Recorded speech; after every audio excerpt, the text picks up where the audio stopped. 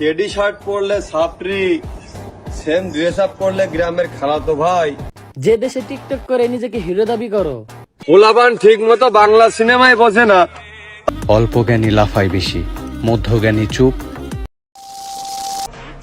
এক একটা teddy shirt 400 থেকে 500 টাকা, কিনতে না পারলেই বস্তি কাকা।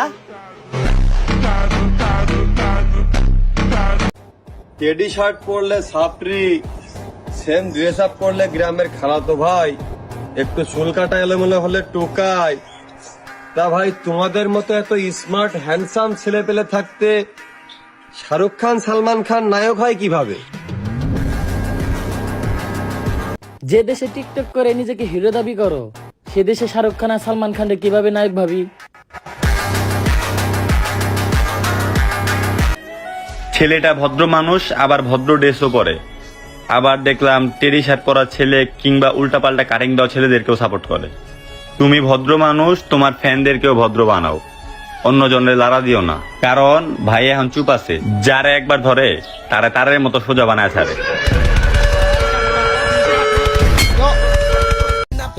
এই তুই নাকি কি হিরো?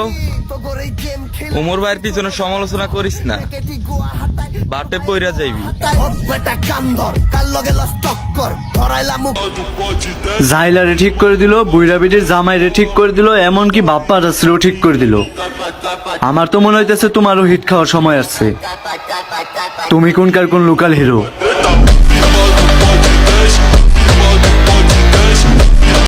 পোলাপান ঠিক মতো বাংলা সিনেমায় বোঝে না, আবার নিজেই নিজেকে সিগমা ভাবে। আমি এই দুঃখ রাখবো কনে? এই জন্যই বোধহয় মুরব্বীরা বলে পাগলের সুখ মনে মনে।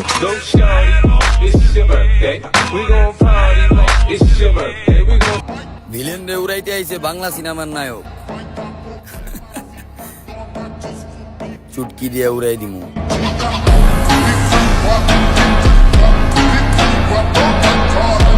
ওমর ভাইরে নিয়ে কত সাহস তো কারোই নাই, তারপরও তুমি বলছো। ওমর ভাইয়ের সামনে কিছু করার সাহস তো বাস্তবের হিরোরও নাই। আর তুমি তো লোকাল হিরো, তোমার কথা কি কইমু ভাই?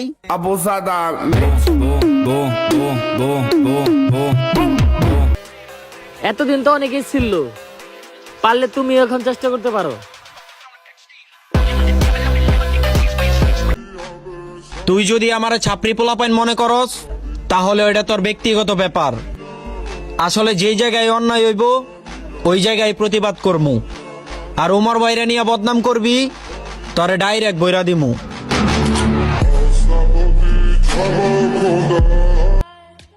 প্রথমে নিজের চরকায় তেল দিও, তারপর যদি সময় পাও তখন আমার জ্ঞান দিও।